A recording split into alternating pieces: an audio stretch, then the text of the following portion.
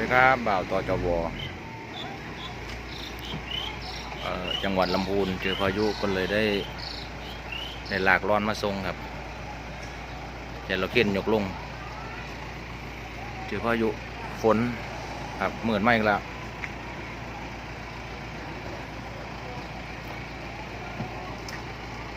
ในหลากกระเบื้องมุ้งหลังคามาส่งกระเจ้าเพราะว่าหลังคาปิวออกหมดขนาดของเทศบาลยังปิวออกพี่น้องเทศบาลดูเท่าไหร่ยังปิวออกนะชาวบ้านมาล่อเอากระเบื้องมุ้งหลังคาหรือว่าร่อนครับหลากมาส่งหลอดใหญ่เลย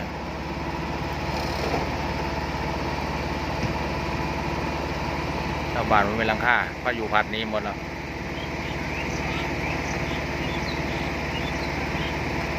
10,000 แผ่นพี่น้องเบื้องมุ้งหลังคา10,000 แผ่นแต่รถเข็นมายกลงซอย2 คันชาวบ้านฝ่ามงคลเอาแล้วคนที่โต๊ะมันจะคำอีกมืดมาก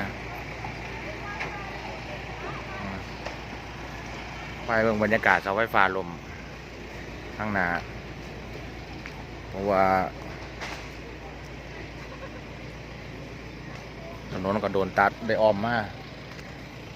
เพราะนั่งกับปิดถนนครับเทศบาลห้วยหยาบจังหวัดลำพูนครับรถไฟฟ้าเห็นงานอยู่ทางนั้นปิดถนน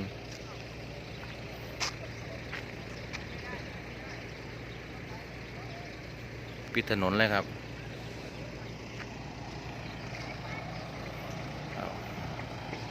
เอามาลงเทศบาลชาวบ้านครับมาเอากันเต็มอยู่บน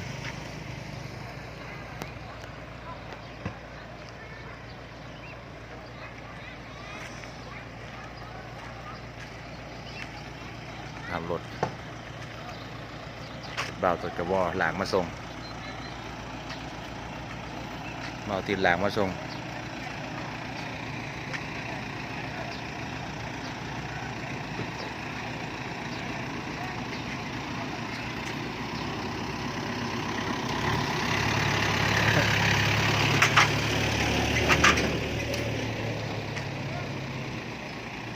มาเบิ่งบรรยากาศ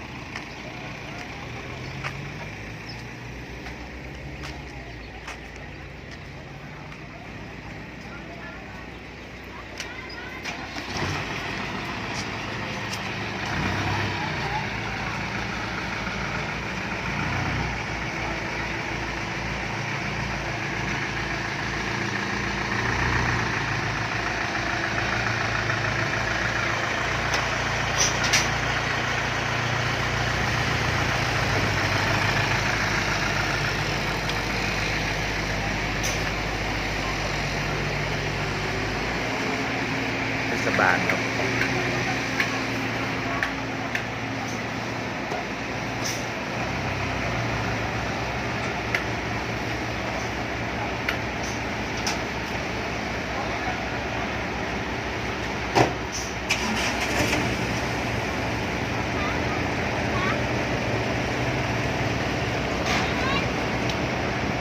รถเข็นยกช่วยกัน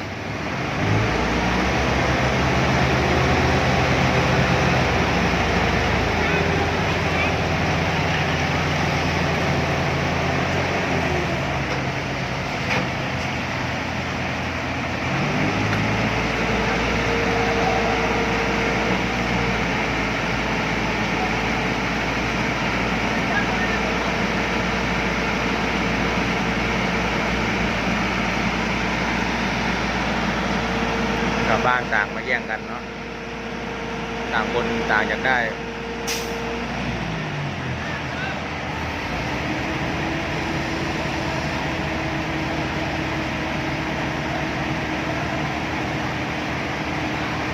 พายุพัดหลังคาไปหมดต้องรีบมาเอากระเบื้องไปมุงหลังคานายกคุณสั่งแจกช่วยเหลือชาวบ้าน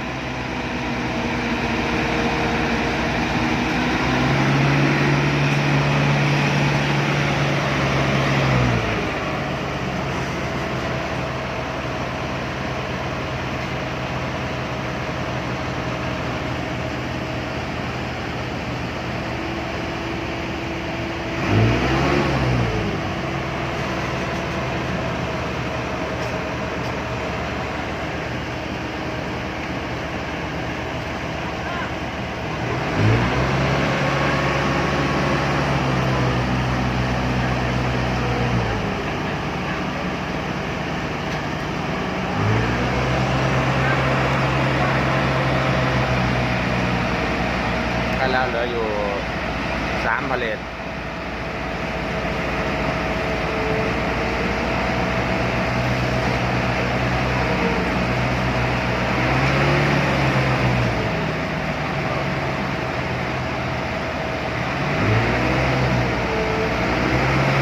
ชาวบ้านเดือดร้อนเจอพายุสั่งด่วนเลยครับด่วนต้องเอาไปมุงก่อนฝนจะตกอีกฝนมาอีกแล้ว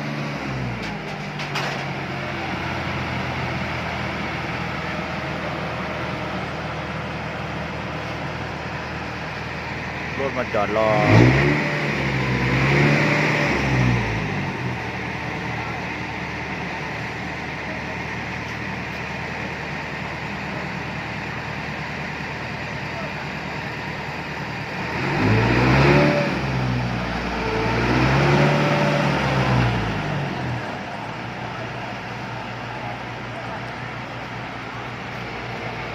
เอาข้าวกับข้าวไปให้ช่วยที่เขาช่วยยกลง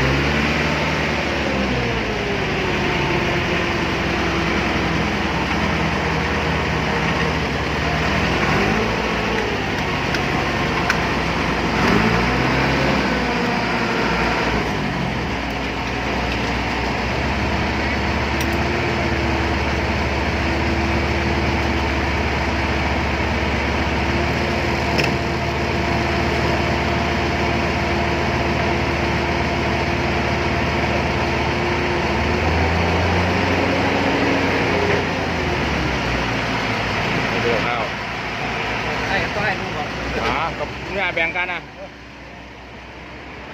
ลุงเอาไว้ซื้อเครื่องดื่มแบ่งกันดูมาเป็นอะไร ผมอาจจะซื้อเป็นหัวนะไม่โดน ไม่กลัวแบ่งกันเมื่อกี้ก็ให้ทางนู้นแล้ว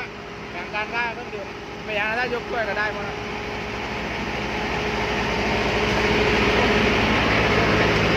เอาเลนหนึ่งนะเบิ่มไหวไปแต่รถคันนั้นเลยเนี่ย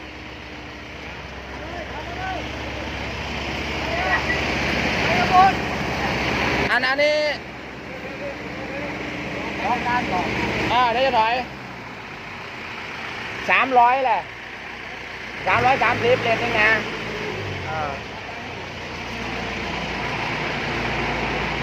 ยกลอยได้ว่ะเบิ่มมันสูงนะรถสูงนะ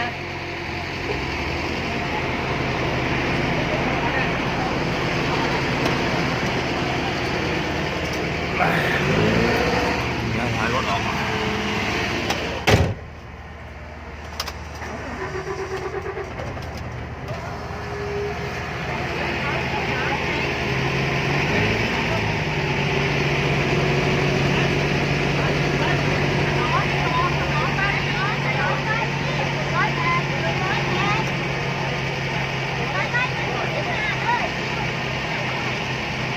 บ้านมาเอารอนเอาต้องรีบมุงหลังคาก่อนฝนจะตกมาอีก